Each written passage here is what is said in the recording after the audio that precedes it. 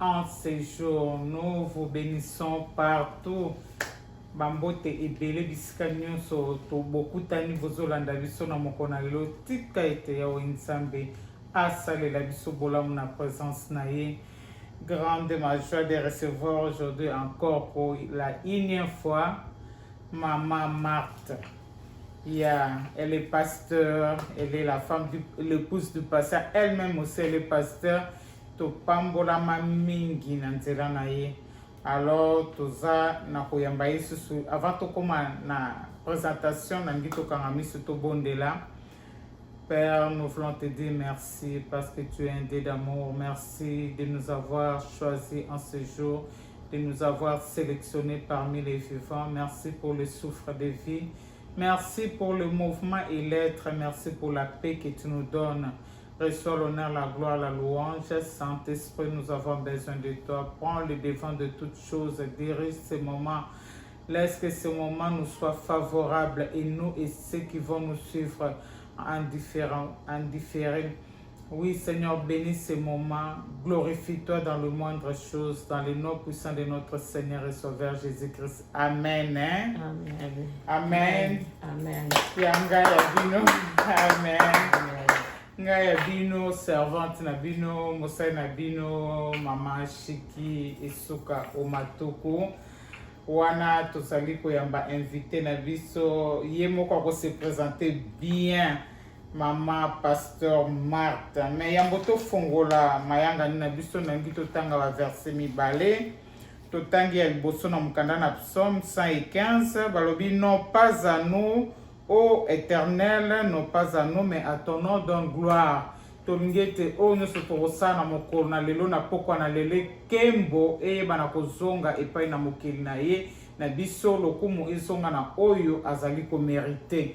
Oui, soki tokei lisusu na verset na biso ya Jean 15 na otangaka moke mponga naza na motei ya lelo te motei aza pembeni. Tongi tolia bien, lobi tolia qui déjà bien en zéro na yeya. Jean 15, chapitre 15, verset 16e balobi.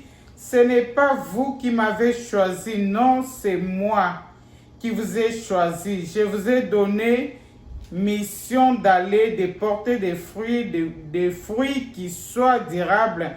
Alors le Père vous accordera tout ce que vous lui demanderez à mon nom. Biso nde topona ete me yende apona biso. Yende apona asara shwa na eliko na biso. Oh bien-aimé, tozali na sengo mingi ya koyeba ete tozali bana Nzambe, tozali bapona mina Nzambe a sélectionner biso parmi tant d'autres. Neti nzembo mona zomba mikolo vraiment ezo matanga anytime. Mwita mimi ya Bwana chakua ananiona. Mwita mimi ya Bwana chakua ananiona. Na kati na bato amoninga aponinga aselektione ngai akomisinga mosali na etika ete lokumu ezonga epai na Nzambe. Teme na biso o tozali ko évoluer na ngo mikoloni oyo totirango na livre ya Psaume 68 dans le verset 12e là où il est dit bon biso to komi yango boy lève-toi messagère de la bonne nouvelle. Mais na Psaume balobi le Seigneur prononce une parole, les messagères de la bonne nouvelle sont une grande armée. Tozali et armée ya munene biso oyo ya Nzambe asa prononcer lobane likona biso po ite to ebana kosalela ye. Alors tozali kotika motei na biso ya mokona lelo a se présenter pe thème na ye mama tika ite ya Nzambe apambola yo nazala na sengo kozala pembe na yo osala fierté na ngai osala esengo na ngai ozali koleka kuti ndeko na ngai tika Nzambe apambola mama eza réciproque te pai na ngai. Amen. Vraiment Nzambe amona yo mama Shiki na ndenge nyonso o contribuaka na musala na Nzambe o tozali kosala Nzambe amona yo azongisa susu mingi mpona nzela na yo pesa kanga susu courage lisusu makasi. Nzambe apambola o mama. Amen. Mpona kogane na biso na ngi ko se présenter nde mama Shiki esi déjà alobi na banza pona bato mususu naza muto ya sika epai na bino me bato mususu bayebi ke naza muto ya sika te pembe na mama Chiki et na musala oyo ya Nzambe puisque eza musala oyo tozali kosala ya bamama chaque mercredi na 11h30 nazali pasteur de mama Chiki awuti koloba yango nazali mama pasteur kombo na ngai Marthe Kifanga Ebikende be mobali na ngai aza pasteur alekaka na intercession oyo ya mission chaudière pour RDC dimanche nyonso lelo wana nde eza présentation na ngai na banza tokota na mateya na biso ya lelo ya solo thème oyo tozali kolobela oyo ya thème central tokoloba ngo lève-toi messagère de la bonne nouvelle telema mopanzi sango ya sango mopanzi ya sango malamu thème sous-thème na ngai ezali rend cela délicie donc yo oyo ozali mopanzi sango ya sango malamu telema ekomisa yango elengi donc komisa message oyo komisa bonne nouvelle oyo elengi longola yango na bololo mais komisa yango elengi puisque mutu oyo atindi biso mutu oyo biso tozokolanda Jésus Christ oyo azali ndakisa na biso oyo aza nzela oyo biso tokoti aza bololo te azali elengi alors yo oyo oza messagère oyo telemi pona bonne nouvelle esengeli yo pozala elengi okomisa message oyo elengi po mutu azali koyoka yango o transmettre pe elengi epai na ye esika bololo ezali donc c'est ça oyo ezali thème na biso et sous-thème na biso alors pona yango tozali kolobela tozali kotanga na mukanda na Jean 10 tokobanda na 10 na 20 Jean chapitre 10 verset 20 jusqu'à 20 Jean 10 pardon Jean 20 plutôt 10 à 20 à 20 Ok, je lis au nom du Seigneur. Amen. Nazali na mukanda na Jean 10 et Jean 20 chapitre 20 kobanda na verset 10e kino na 20e. Et le Bible, les deux disciples s'en retournèrent alors chez eux. Pendant ce temps, Marie se tenait dehors près du tombe et pleurait. Tout en pleurant, elle se penchant vers le tombeau, elle vit des anges vêtus de blanc assis à la droite où le corps de Jésus avait été. Déposé l'un à la tête et l'autre aux pieds. Ils lui dirent, pourquoi pleures-tu? On a enlevé mon Seigneur, leur répondit-elle, et je ne sais où on l'a mis. Tout en disant cela, elle se retourna et vit Jésus qui se tenait là. Mais elle ne savait pas que c'était lui. 15. Pourquoi pleures-tu? Lui demanda Jésus. Qui cherches-tu?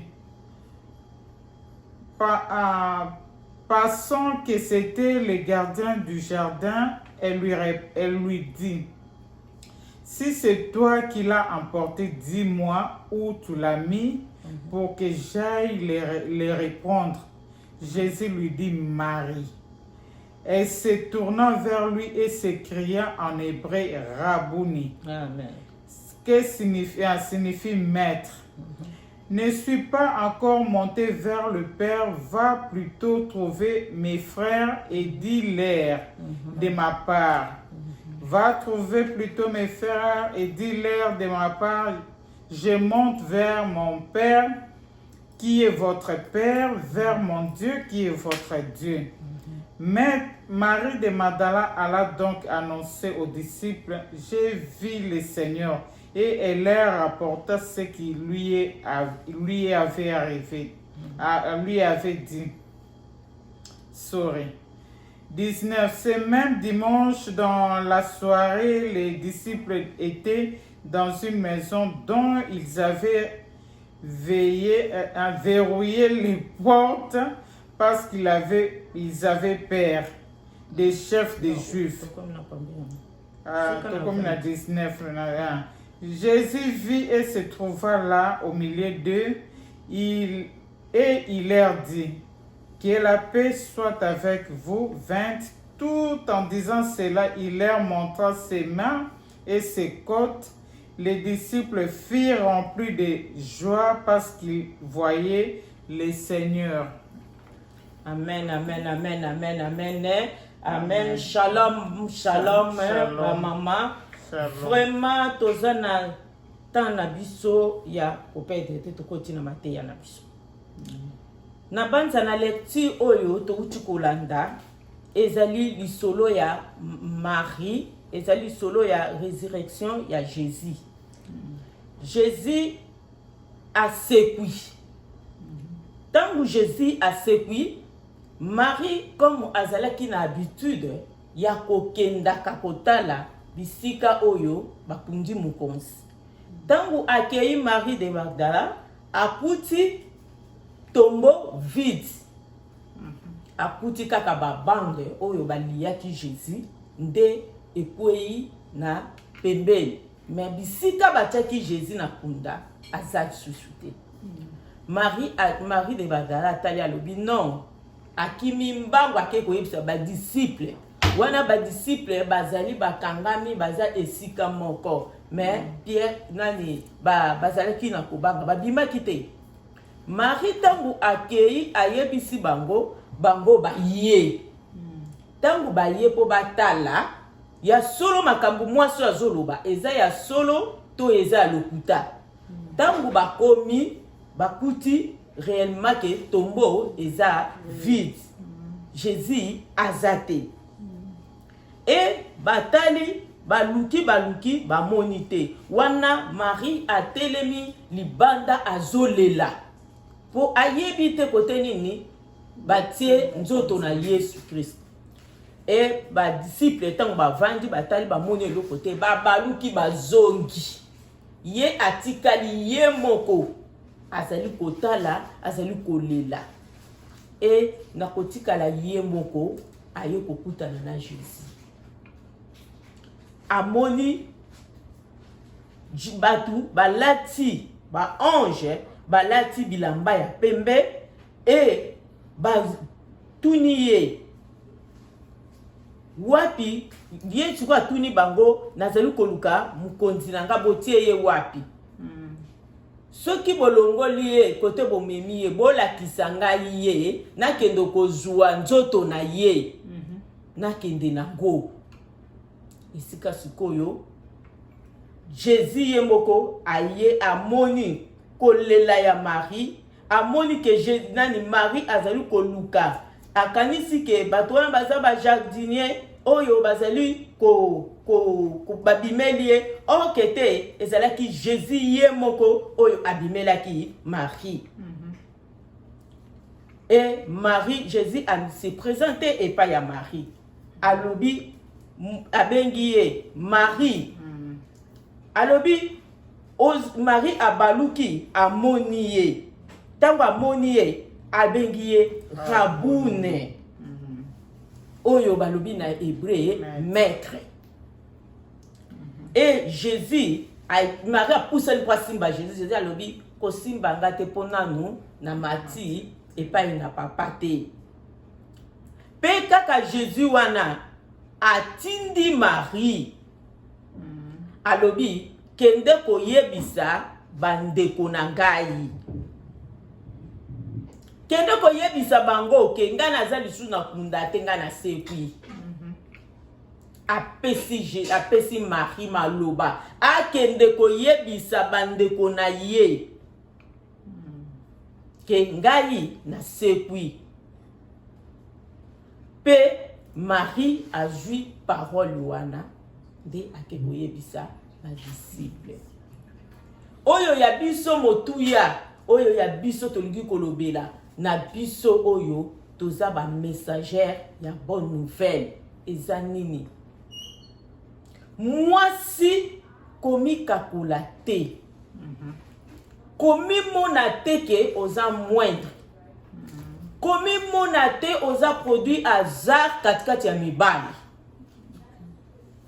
puisque soki totali na histoire ya Marie de Magdala azalaki même pas na rôle tango Jésus azalaki nanu akufi te soko landi okomona ye te esika moko okomona Jésus azalaki na ba disciple tango Jésus abandaki ko tambola tango Jésus azosala mission na ye azalaki na Marie wana te azalaki nde na ba disciple et Jésus apona mwasi te oyo ya tambolaka na ba ya atambolaki oyo asalaki na ye aponaki na 12 disciples aponaki kaka mibali c'est pour cela mibali baza na raison ya kolobake mwasi akoki kote ya te esika oyo mwasi mibali bazokolobake mwasi akoki kotombola mutu te mais mwasi oyo azalaki moindre mwasi oyo azalaki inconnu na kati ya ba disciple mais Jésus comme alingaki po akokisa mission na ye abimisa elengi eza kati na mwasi elengi ya mwasi ekota na évangile na ye asali nini aye po atombola mwasi apesa ye mission ya évangélisation kati na mibali po mwasi azwa place ya kotelema po ye pe aloba mibali bayoka ye yango wana nga penza bolimbisa na lobaka be évangéliste bazaka basi puisque à partir esika oyo mwasi yo bapesaki yo oyo ezali don ya évangélisation puisque Jésus ye moko ba disciple ba mibali bazongi ba oyo bazalaki na Jésus bazongi mais mwasi atikali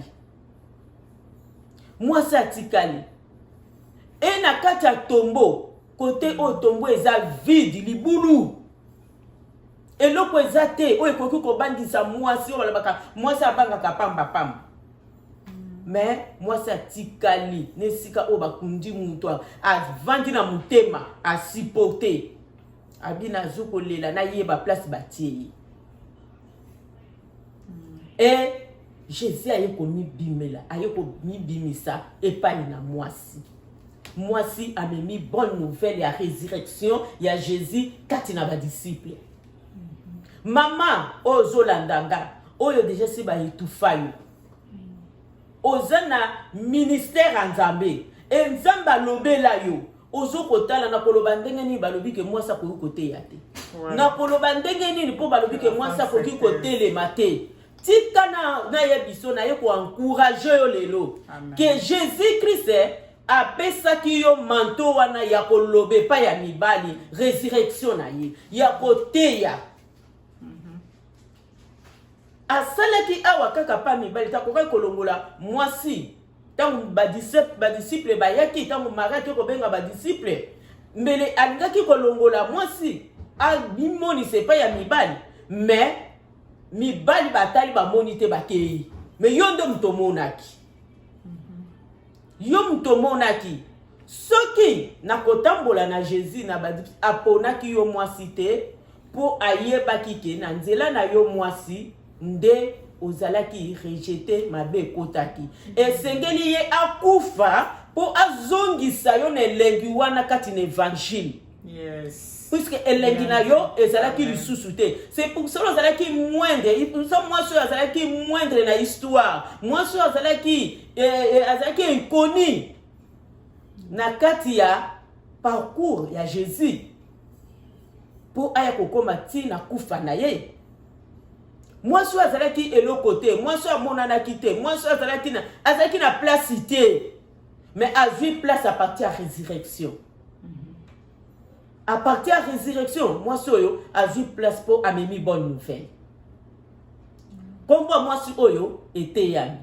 Moi soyo ezangana yo. Oyo Jésus ayaki ko lobela biso poto telema na bonne nouvelle. Poto mona kaka teke mibali kaka mutu bakoki koteya po biso basi tokoki koteya te balobi mwasi fo kanga munoko na assemblée des saints donc mibali non Jésus Christ akangisaki biso munoko te Jésus Christ afongolaki biso munoko atiaki maloba pai na biso po yende mutatindaki abi kende koyebisa ba frère nanga bandeko na ngai. Donc ozana droit na évangile ensemble. Ozana droit ya bonne nouvelle. Ozana droit ya koloba bonne nouvelle ya Jésus Christ. Bisika nyoso oyo yo kozala. Wana tozali kotanga lisusu na mukanda toujours. Ya Jean 4 25 à 30. Jean chapitre 4 verset 25 verset 25 jusqu'à verset 30. 25. Nous lisons au nom du Seigneur. Amen. Donc, malin la lecture, pour tous se confondre. Les femmes lui disent, je ne sais qu'un jour le Messie doit venir, celui qu'on appelle le Christ. Quand il sera venu, il nous expliquera tout. Je suis le Messie, moi qui te parle, lui dit Jésus. Là, c'était la conversation de la femme samaritaine avec Jésus. Je suis un millier pour comprendre. Si vous voulez comprendre mieux, vous commencez au début dans le verset premier. Mais l'heure vient où elle est déjà là, où les vrais adorateurs adoreront le Père par l'Esprit et en vérité. Car le Père cherche le vrai homme qui l'adore. Ainsi, Dieu est esprit, il faut que ceux qui l'adorent par l'Esprit et en vérité. Dans le verset 25, il est dit, la femme lui dit, je sais qu'un jour le Messie doit venir, celui qu'on appelle le Christ. Quand il sera venu, il nous expliquera tout. Dans le verset 26, je suis le Messie, moi qui te parle, lui dit Jésus. Sur ces entrefaites, les disciples revirent. Ils furent très étonnés de voir Jésus parler avec une femme. Aucun d'eux, cependant, ne lui demanda « Que lui veux-tu » ou « Pourquoi parles-tu avec elle ?»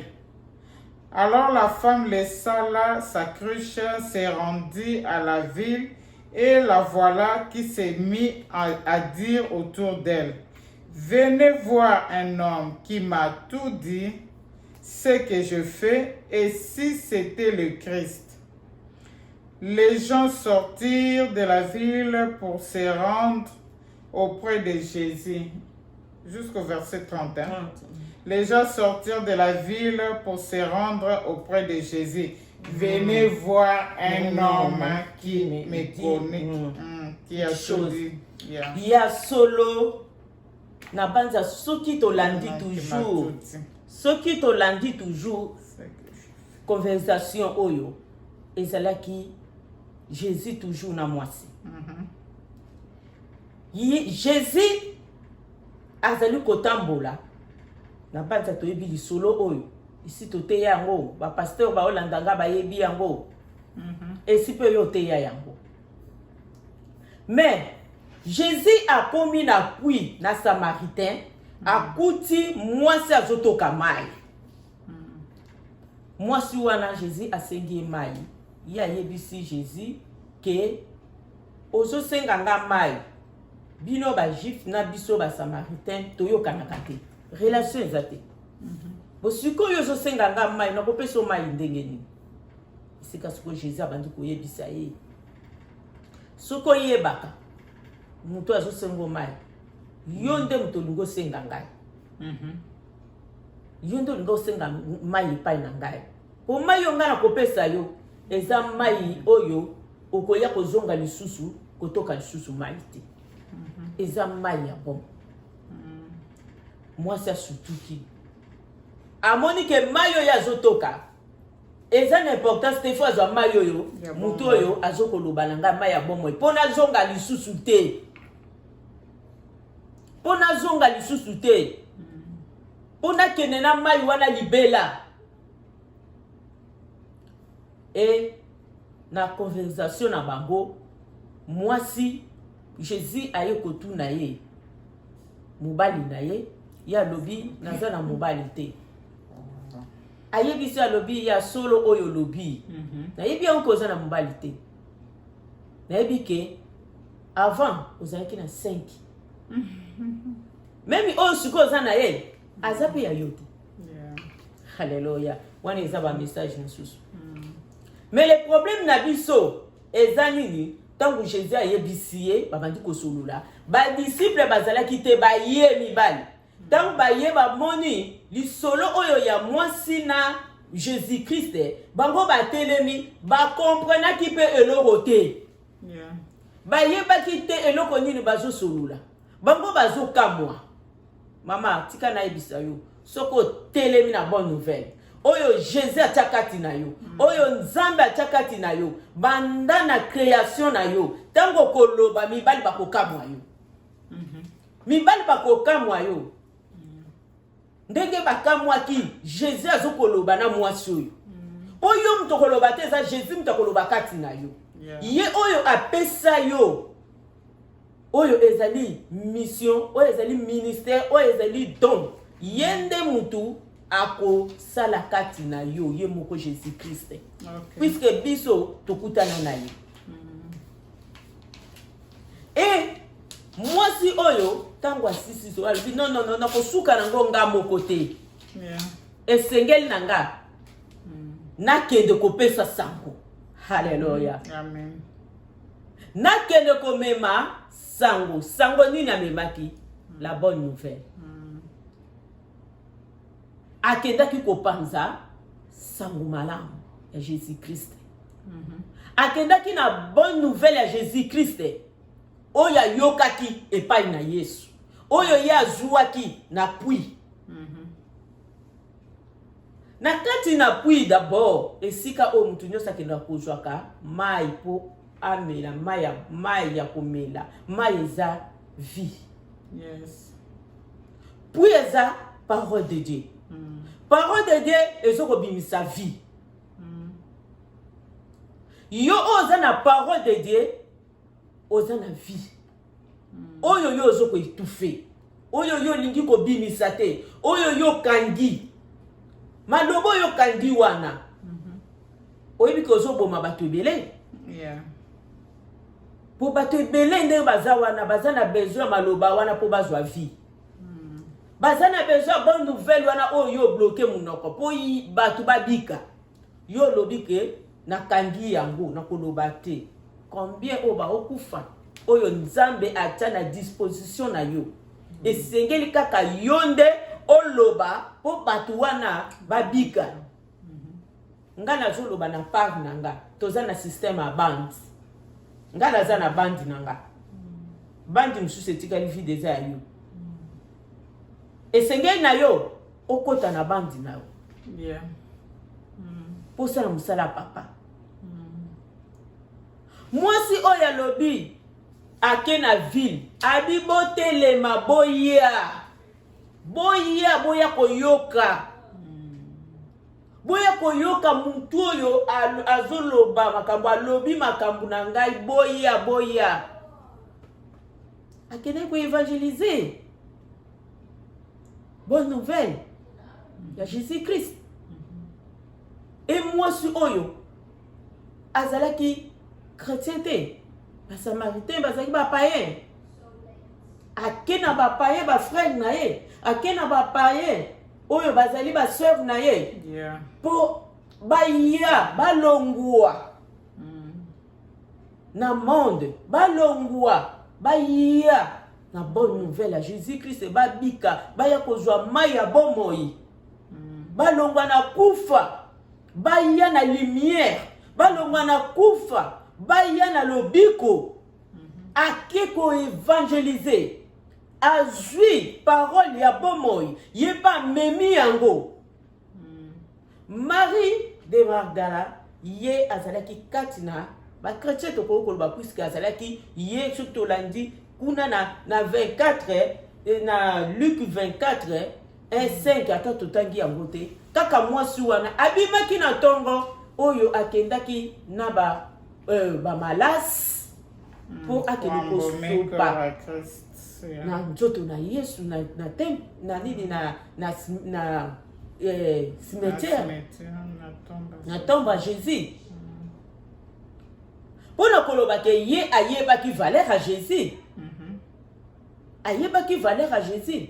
Jésus abimeli épée. Attaque ayeba ki parole de Dieu. Yo oyo za mwana na nzambe lobi ke nga déjà na za mwana na nzambe na vandi na yo kaka bazote yanga ba ote yangai. Non. Esenge na yo otelema okeni koyebisa ba frère ya Jésus Christ. Et moi si o samaritain oyo azalaki païen, ye pa telemaki na ngambu na ye tango ayoki bonne nouvelle. Amemi na ba païen. Amemi na ba païen. Ba païen ba ya kati na Yesu. Pour évangile na kolo ekoma elengi, ezo senga na mwasi moko oyo a comprendre oyo a comprendre parole de Dieu que non eza ngande mtroko komisango elengi. Pour mwasi na domaine elengi eza mwasi. Amen. C'est pour cela na domaine elengi Marie ayebaki tangu nyoso azokene na ba malasi. Malasi epesa kenenge mama shiki. Tangu mutu a pomper malasi na nzoto. Mutu surtout ceux qui ont odeur à kitoko. Mutu nyoso azozaka na tendance ko approcher ye na fisika atutana na ye solo wana ezala connecté pe pa na ye. Pour azuko bimelengi. Pour na koyebisa yo ke esengelo comme c'est évangile yankolo elengi. Yango na batebele balobaka na kati na église okuta kaka basi soko balobi kaka seme mwasi atelemaka pesi mwasi atelemi apesi puisque mwasi aza elengi alingi kokomisa évangile elengi alingi akomisa évangile elengi même na mbongo na ye alingi kokomisa nzoto na Christ elengi alatisa nzoto ya Christ même na kopesa na ba moyen oyo aza nango pour évangile na nkolo ekoma elengi na ba païen. Amen. Lelo évangile na nkolo eza susu na elengi te. To komisi yango bololo. Ok, biso ba messagère ya évangile ba pesaki biso yango e ba oyo ba comprenaki mwasi oyo akomisaki yango elengi. Mais biso to komisi yango bololo. Tala diable ndenge asibi kaka mwasi. Alléluia. Mwasi oza na valeur. Mwasi nzambe ayaki ko valoriser yo. Mwasi nzambe ayaki ko zongisa yo na mission na ye. Mwasi nzambe ayaki po yo otelema, omema bonne nouvelle bisika oyo ekoki kokota te. Puisque biso toza na bisika niso to banga ate mosa banga ate mosa soka telemi abanga ate na koyebaka yango même bakonzi basalelaka basi okomona po tanga kala bakonzi po basala ba créer eloko moko boye akokendeka kepa ya mwasi ba utiliser mwasi bako utiliser mwasi mwasi sukoyo po ba ite mwasi za na facilité ya kokota kuna. Moi ça na facile. Poto za na lolemo wana ya évangile ya kobenda. Lolemo wana pesa mina mibali te pesa mina biso basi. Lolenge wana ya kolamba maloba ezali de ya biso. Yango nzambe Jésus Christ na koyebaka. Abina bimela na mwasi akeni kolobela mibali. Akeni koyebisa bango ke ngai na sekui. Ya solo. Pour mobali aza na ye na oya ye nzamba apesi ye. Comme toza na système a bande, mobali aza na bandi na ye. Bandi oya yo mwasi nde eza vide. oyo yo ozoko comprendre te oyo yo oza na distraction oyo yo ozoko mona ke ngana koki koloba te mais bandino eza vide yebaka ke ndenge eza vide wana okasate ke oza kimia un jour bakotuna yo aho bakotuna yo po milimo wana esengeli yo okende kote okende koganye oyo bazozela yo donc nzambe ate mutu na mutu aza na batropo na ye o nzambe abongisi ke yo nde mutu okoganye bango eza mama shikite eza ngate eza nde yo nde soko lobi soki yo lobi yo mwasi otelemi olobi po ndenge yo lobaka ndenge nga nalobaka te ndenge mama shiki alobaka ndenge mama shiki alobaka te ndenge nga nalobaka te mama shiki alobaka na ndenge na ye nga mpe nalobaka na ndenge na nga nga nalobaka ta mosusu naza nga shosho mama shiki peut-être alobaka azaka douce donc mutu na mutu aza na façon na ye oyo nzambe atia elolenge wana nzambe pe atiela yo bato bakoyoka yo bongo c'est pour ça eza na ntina moko te towelana tobundana ke nga nasala bopona leka mama shiki nga nasala bopona leka mama marti te po akokoka te bisika oyo nzambe atianga ngai mpe nakokoka te bisika oyo ye nzambe atiela ye mama shiki soki azoteya ye mingi alobaka na français soki azoteya mama marti soki alobi français azomona lokola aza na kaka donc il faut transmettre parole na langi na ye po yo oyo ya langi na nga oyoka ke ozoko mikitisa ozoko mimona koza moindre mwasi oyo Jésus akelaki kobimela ye azalaki célèbre te azalaki moindre bayebaki ye te aza mwasi oyo kutu na nini na rôle azalaki te yo komikakola okoloba nakomipesa nakokote ya ndenge nini babiso bakoma kofonctionne na bafrançais tala eloko akofonctionne okopesa message bien te okopesa message bien te pesa message ozala libre pesa message ozala libre etango ozali koteya ndenge wana eza na baoyo nzambe abongisaki mpo bayoka yo po bato nyonso bakoyoka kaka français te kosi pasteur moko te nazosuka na témoignage ateyaka biso ateyaka na église na biso abi eza na mboka na bango telembake bato bakoma bapasteur bakoma kaka français ata nini te français pasteur wana abandi koteya na français sikoyo abandi osala exercice akomi kaka toi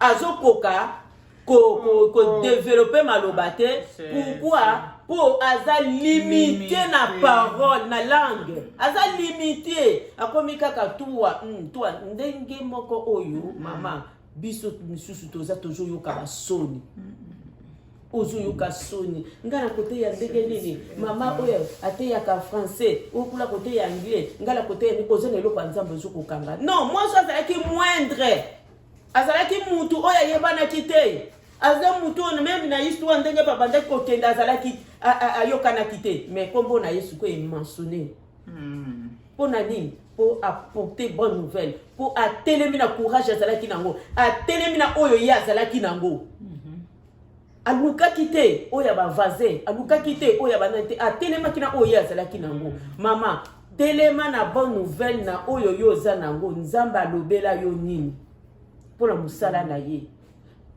bongo diable azoko enseigné yo yango wana okolongwa na nzela na nzambe comme diable ayebi ke oza na eloko na nzambe comme diable ayebi ke oyo wana soki na libere ye akozala témoin gênant na ngai atindeli yo baenvoyeur na ye yango baye kolongola yo okomi siko instrument ya soni ya mutakalisation te mama po diable déjà ça imoni obi diable abundisaka bato ozomona wana baza eloko ya nzambe baza na eloko ya nzambe diable déjà ça yebi yango lokola ayebaki biso banda na jardin d'Eden ayebi ke mwasi soki atelemi ezosala makambo mosusu yango wana diable azwa sikoyo mwasi akomisi pied de jeu akomi koluka kobetaka biso babali mama yango te oyo nzambe atinda biso mwasi oyo femme samaritaine akendaki na pui akende na po akende kotoka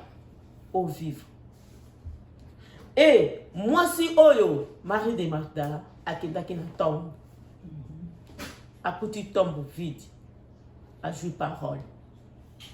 Moi si akende koluka mai a joué parole.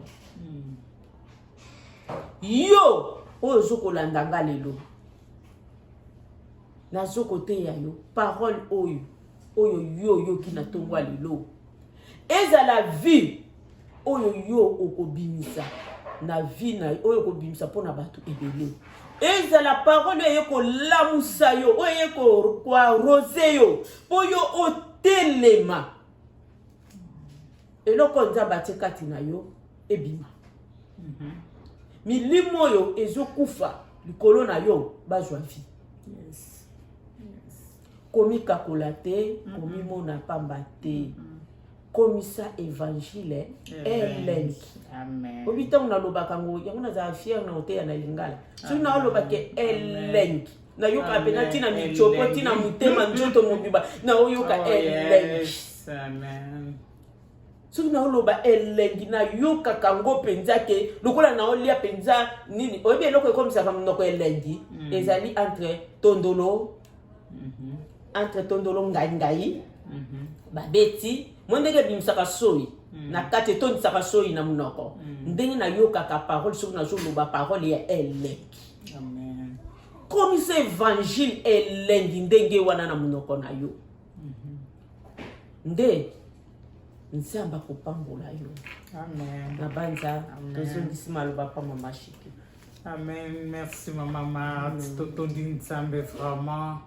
Et topesi bino merci bino oboza connecté na biso bozolanda biso na tango oyo vraiment liloba oye pona yo et na tango malamu ozali tu as reçu une mission nzamba sabenga ona katine langa na ye nzamba pona yo mais oza ko bundana na yo moko maman lo bilo moko ya très important na betelango c'était na bango plusieurs fois on ne sera pas sauvé pour tout le bas français. On ne sera pas sauvé pour tout le bar anglais. On ne sera pas sauvé pour tout le bar lingala. Très bien, maman. On sera sauvé pour tout yambaki yes, to yambi yes sur le col à mon concept mobix. Dieu n'a que faire des langues. Je connais un papa, un pasteur. L'un de nos pères, papa Kelani, na Congo. Depuis que je le connais à terre, toujours na lingama. Quel évangile, quelle puissance! Na oya zali côté langue te maman batu mingi baza complexé je connais na église nationale la bonne mingi zali siko ki évangélisation atala bi église bata mbongo donc ami kakoli déjà yemoko atali de batu balata katala voiture ndenge yaka bi wana za classe na ngate tt biso toyoko memela bino évangile oyo nzambe azotala bozuité parce que ba richesse na biso ndeko sauver biso te. Et par après, il faut comprendre que c'était la porte ouverte à tout le monde. Batubaya bayoka évangile na ye kolo mingi pe baza sauvé. Kola ta tembongo te ba différence wana nyo seza bilo pamba. Longwa na kati na complexe ozanango. Longwa na kati na bobangi ozanango. Telema va annoncer l'évangile de Jésus. J'aime souvent le dire, je le répète, maman pasteur na Congo, maman Denise Kasseya. Elle a été gagnée quand la phrase moi qui Roland Dalo. A dit c'est Jésus-Christ t'aime. Rien que ça maman. A te mungo tate pipi te dit que Jésus-Christ t'aime. Oh, elle traversait des moments durs dans sa vie. Azali ko mona neti batu so alingara ete batu so ina force wana ka ya koyeba ke mutu moko alingara e sauva eti lelo. Aya na Yesu pe lelo aza pasteur azo salela nzambe. Tu vois, moi France wana oyo so kakolo lobi ke ezaka phrase amuke. Yangonde ekomema yo osalela nzambe o rendre ye et o comme ça évangile elengi o comme ça musala na nkolo elengi o yeba ko communiquer joie wana. Nous sommes faits pour communiquer la joie aux autres. Nous sommes faits pour interpeller to bazota babi to landa ngambo na bango Yesu na bango azama longi Yesu na bango azama lam Yesu na bango abundela ka bango Yesu na bango mais yo ngi représenter Yesu moko alemba fatigué tout ça non. tout comme ça évangile elengi nazongi loba mama Martha prier pour clôturer tout comme na biso na suka nalingi na misuete nga moko et puis birthday to you. oh yeah Merci. lobi ezali mbotama na nga moko na bandi déjà komi souhaité ya le 18 septembre nzambe oyo azwa ngai nzambe oyo alinganga ntango nazalaki nanu mai na makila alors que mokili elinganga te mama Marthe bamoni mama nanga babi topréféré yo mais topréféré mwana aza na libumu na yo te bapesa mama kisa longola zemi nzambe abundelanga epargnanga zemi ekoli ake kotubela babi tolingi yo tolingi mwana aza na libumu na yo te babengi médecin aya kosala ye curtage baboma mwana nzambe wana abundelanga na bitumba na mlele nzambe atelema alors que bazoboma bato nyonso na basi ya bazemi ekomi na ntango nanga biye te yaza semence na ngai alleluya ya de quoi louer Dieu nalingi ngamona misuete na déjà pe nazongisi de multiples actions de grâce à la Sainte de jour, à celui qui m'a préféré, à celui qui m'aime, à celui qui me soutient. Il est mon Ebenezer. Alléluia. Jusqu'ici, le Seigneur m'a secouru. Oui, maman Marthe. Amen. Maman, Nzambe apambola yo na peso lisusu ba joyeux anniversaire. Amen. Je les reçois, maman. Napesa liboso po pamboli ya liboso ezande ngai donc tokomi na suka ya prière na biso ndeko oyo olandaki biso nzambe apambola yo en tout cas nzambe amona yo na nyonso oyo nzambe awuti kolobela ngai alobeli mpe yo donc tokomi na table etobondela ngimisu na biso Yawe tobelemi pembeni na yo yamba masanjoli tobonzeli yo bomoi topesa na yo mitema posa na yo Yawe kumama loboko nayo yangu ya Yawe isala kati na biso na kombo na Yesu babeli babika bakangami bakangwama